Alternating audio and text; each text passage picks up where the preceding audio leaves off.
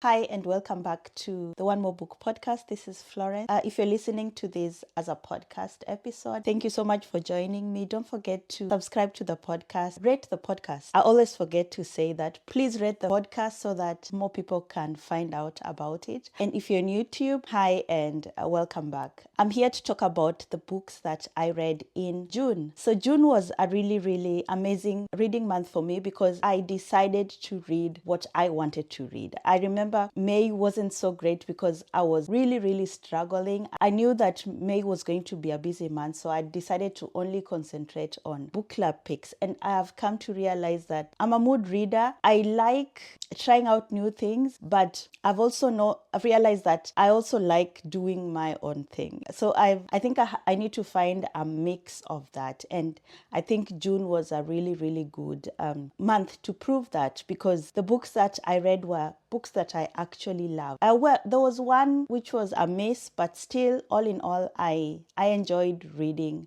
this month. Please share with me what books you read in June. I'd love to hear that.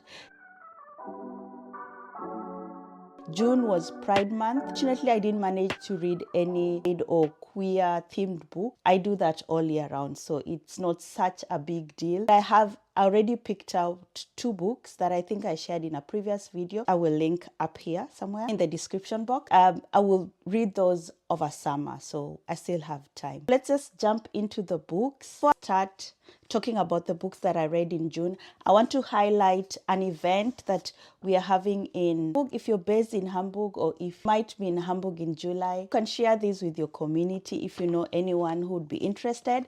It's the Afrofusion Fest, which is a festival that takes place in Wilhelmsburg. It's up the city of Hamburg, to be happening on July 19th from 12 p.m. to 10 p.m. in the night.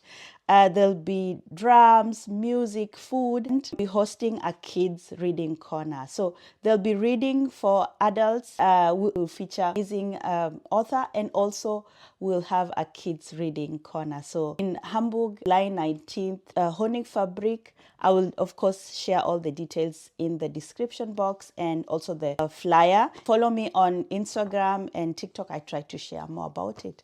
So definitely come out if you can, because I know community is so important. They're hosting a kids event. I have the perfect book, which is called Counting on Community. But I will do another third of video talking about it separately, and just the books that I would recommend, especially if you have kids, or if you have friends who have kids and you want to them books. I think this will be perfect. Just jump into the books that I read in June. Against the Loveless World by Susan Abulhawa. Book I had the honor of picking it for a book club that I'm part of, the Fundi Sani, and we are meeting this weekend to discuss the book.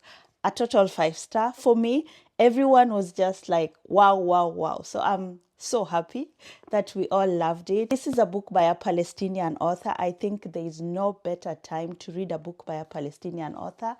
This book, it wrecked me in the most necessary way. It's a story. In this book, we follow a Palestinian woman. She's called Na. She's been imprisoned in a cell, which is called the Cube.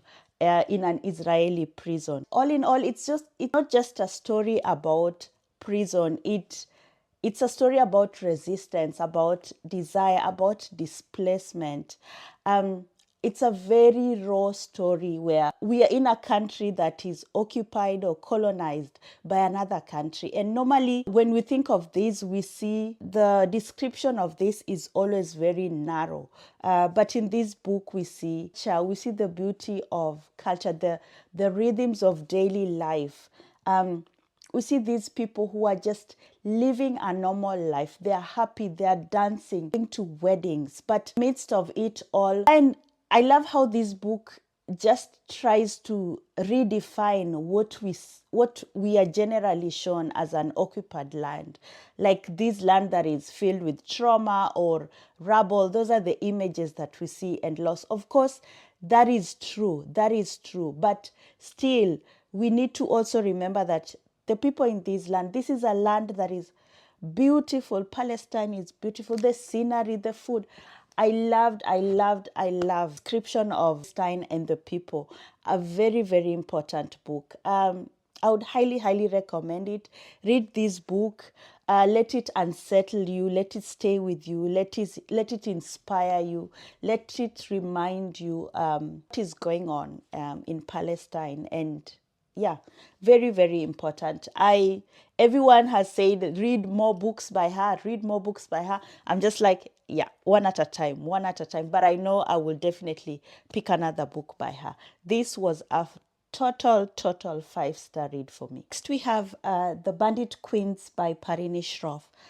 Wow, another 5-star read for me from the start. I'm so happy that I got a chance to read this book again. I remember reading it last year. I picked it up last year. It was recommended to me by a YouTuber that I follow.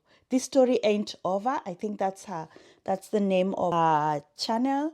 And she's an amazing woman. She's Tamil. She's from Sri Lanka, and I love vastly she reads, and she recommended this book last year. Of course, I ran and got it, and I took it to holiday with me. I think I will link some videos.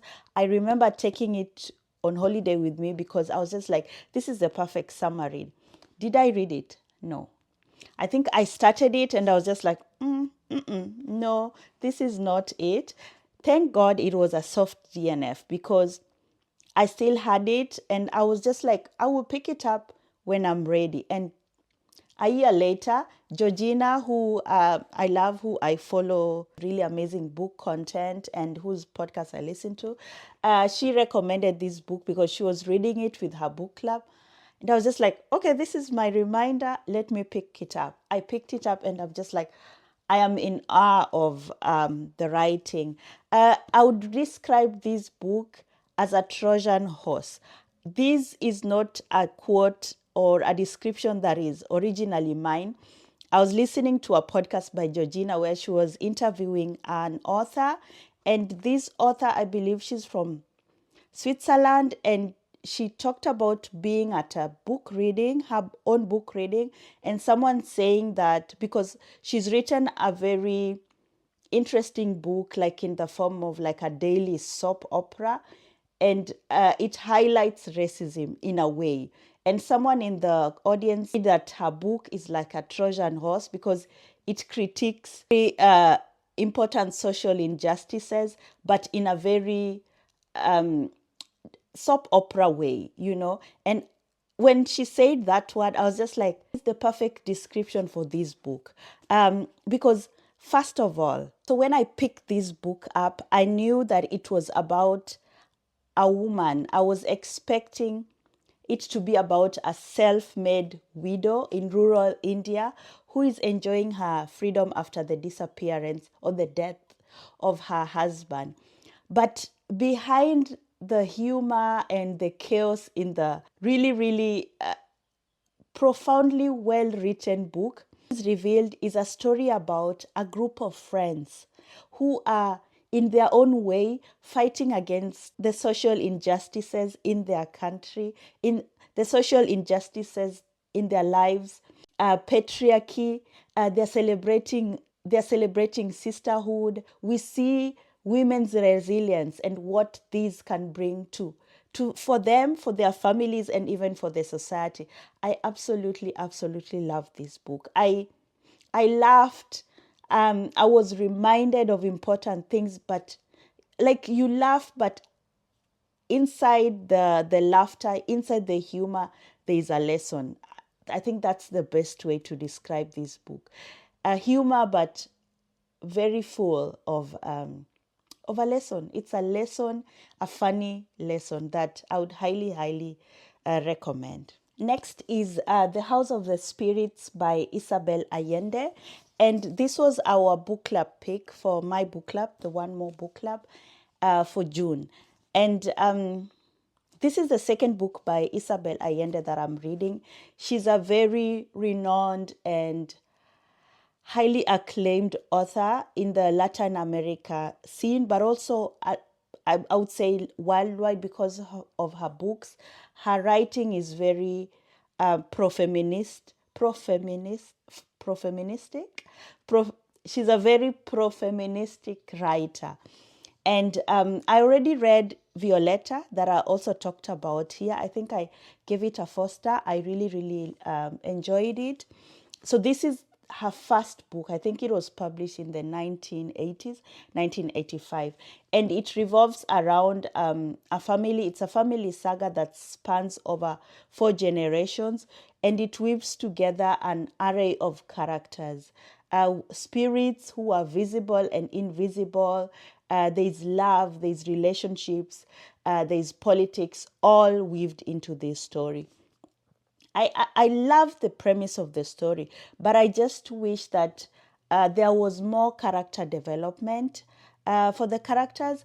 They are very one-dimensional. Like how they started is how they ended, which was a bit disappointing. You could kind of foresee what was going to happen in the future, which I don't enjoy. I like being surprised. And I feel like there were a lot of similarities with Violetta. Of course, she talks about politics, but you can sense that she's a leftist, or she's very socialist oriented. But in a way, the way she writes these, it's almost like, okay, capitalism sucks, but socialism isn't also going on well. I mean, maybe it's her way of critiquing, or maybe reminding us that there is no perfect form of politics, or there needs to be change. I mean, yeah, maybe that's what she's trying to do. But I just felt like, I don't know, the storyline was really good, but it was just too predictable. And also there are some words that she uses that did not age well. I mean, it was written in the 80s. What do I expect? But I don't know. I was just a bit disappointed. I went in really, really expecting something amazing, but I was disappointed. And even looking at my book journal where I write my thoughts, I came across an idea, or someone shared that this book was maybe inspired by another book called 100 Years of Solitude by Gabriel Garcia Marquez, which this person said that is so well written, is better written. So I might actually just read that. Here I mentioned that I felt like it was similar to Violetta. And I even wrote, if I'm ever to read her book, then it has to have a totally different storyline. I felt that it was very repetitive. And also something that we in the book club all agreed upon was the lack of the spirits, because it's called The House of the Spirits. And it's sold as a book about magical realism. Let's just say the magical realism was not felt throughout the whole book. Somehow, one of the characters is no longer there in the story, and that's how the magical realism disappears, which I felt very disappointed about, because if you mention the House of the Spirits as the title of the book, then we really need to be in the spirits need to be with us in the house, in the book, all the way through until the end of the book. So yeah, all in all, the book was engaging, the storyline was engaging, but I just wish there was more character development. That's there was more character development, more spirits. I needed to see more magical realism. I was disappointed, and I think we all gave it a 3-star as a book club, and even as me personally, a 3-star. Last book that I read in June that I had totally forgot about is Finding Me by Viola Davis. This I read as an audiobook. I try to read my memoirs as audiobook, and especially if they are narrated by the author, because then I get to immerse myself into the author's, or the person who is talking about their life. I get to immerse myself into the story. It feels like I am sitting down and they're actually telling me the story directly. That's why I usually go for memoirs as audiobooks. This memoir did not disappoint. We all know Viola Davis, a powerhouse of a woman. She's amazing. She's an EGOT, an amazing storyteller. She's an amazing actress, activist. She stands for us, especially dark skinned Black women. I think she's one of those, a symbol, like a symbol of, hey, I see someone who looks like me. I think a lot of dark skinned Black women look up to her. Reading this memoir was part of a book club read, the Hangout Cafe. So I actually read it too early. I think we are discussing it in September, but I just wanted to read it first because everyone has read it. I have not. I was just like, Flo, get on it. And I was enthralled. In my notes, I started reading it on the 12th or listening to it on the 12th. And the next day I was done. I think it's around 7 or 8 hours. And she is amazing. The story is very moving. It's a traumatic story. We follow Viola Davis' upbringing. She was born in a very difficult.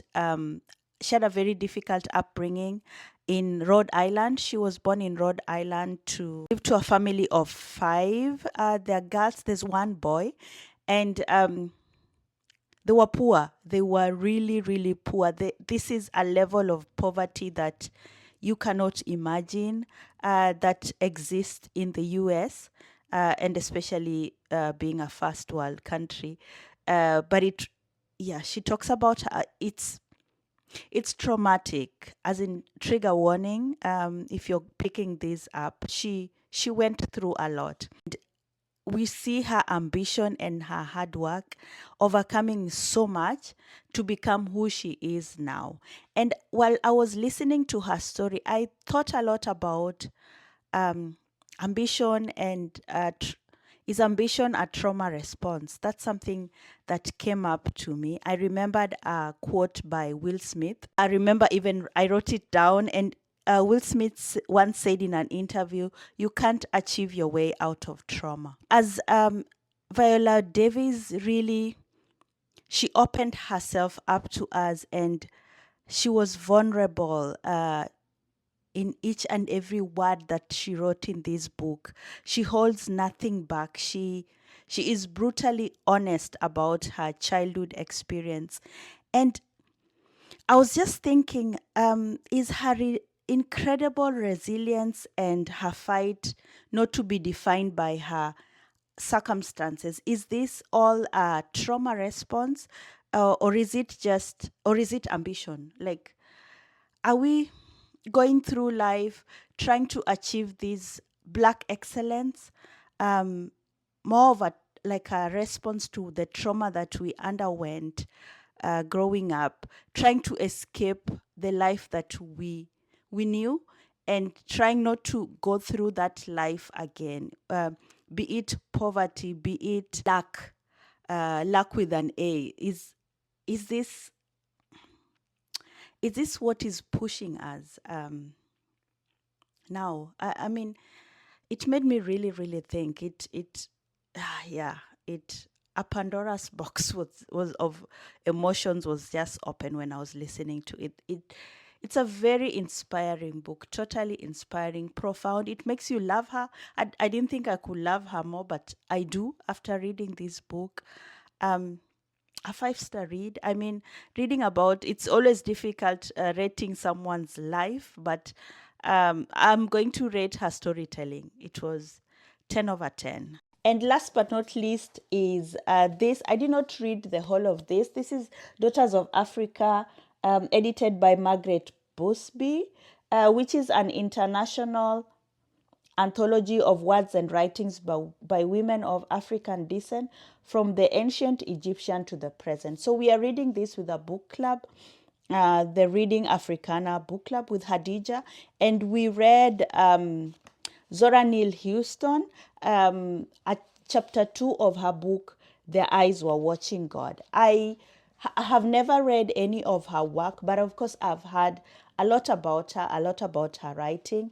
And of course, this was also the first book that I knew if I'm to read a book by her, I will pick it up. So of course, this is no review. because I have not read the book. But just from the conversations, from the chapter that we read, from what we talked about, and the praises that I've heard about her, I am definitely going to get it and hopefully read it soon and come back with a full review. But I just wanted to highlight this book because it's an amazing introduction into these really, really amazing authors. So if you get a chance, get it. I got it secondhand, and it's amazing. I think we'll take maybe 2 years to finish reading it, but it's just an amazing introduction into these amazing African women who are amazing authors and who need to be talked about more and more. Yeah, so those were the books that I read in June.